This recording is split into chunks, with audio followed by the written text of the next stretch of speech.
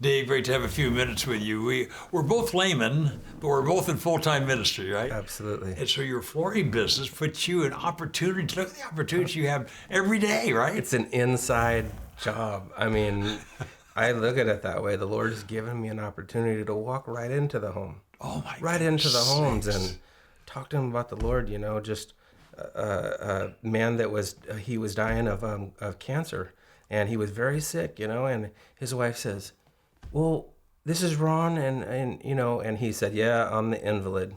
And he was turned the other way, and I said, when I got talking to him, I said, "Ron, can I pray for you? I believe the Lord's a healer. He can heal you."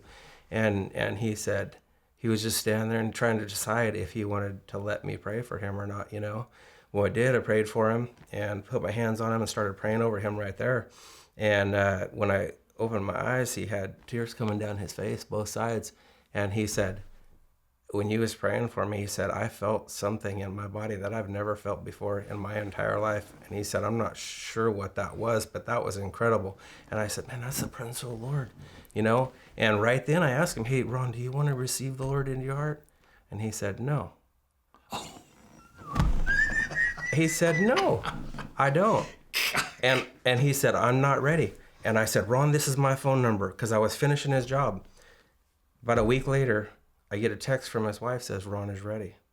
So I turn around, I go back over there, get in there, and I'm getting ready to pray with Ron, lead him to the Lord right there in his kitchen.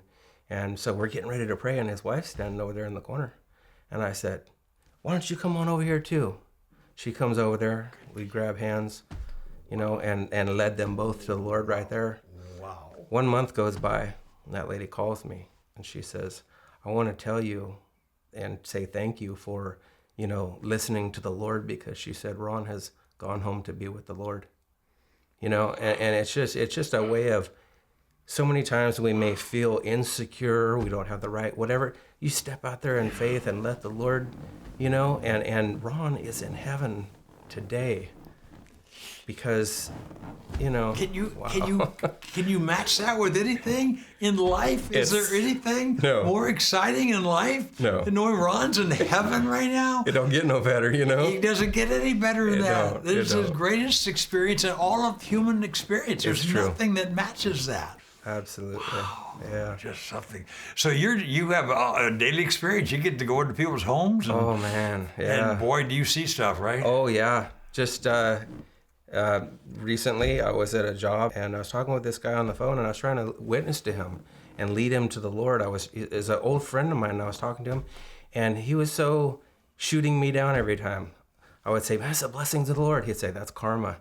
That's what you call it. That's karma." So this has been going on for a while? Yeah. Right? Okay. Well, I was at a job and I was trying to talk to him and he wasn't receiving it. And this was at the job at Right, that point, yeah. and he was blowing it off as karma. Right, karma and all this stuff, I'm you with know. now. Okay. And so I'm trying, and I said, "Lord, I'm not getting through. You know, I'm not. I want to say something that penetrates." I wasn't feeling. Yeah. Well, in the meantime, I'm at this job, and the painters are there, and this guy's walking back and forth, and he's walking right by, and he comes back, and when I get off the phone, he says, "Where do you go to church at?" And I said, "I go to, you know, International Worship Center."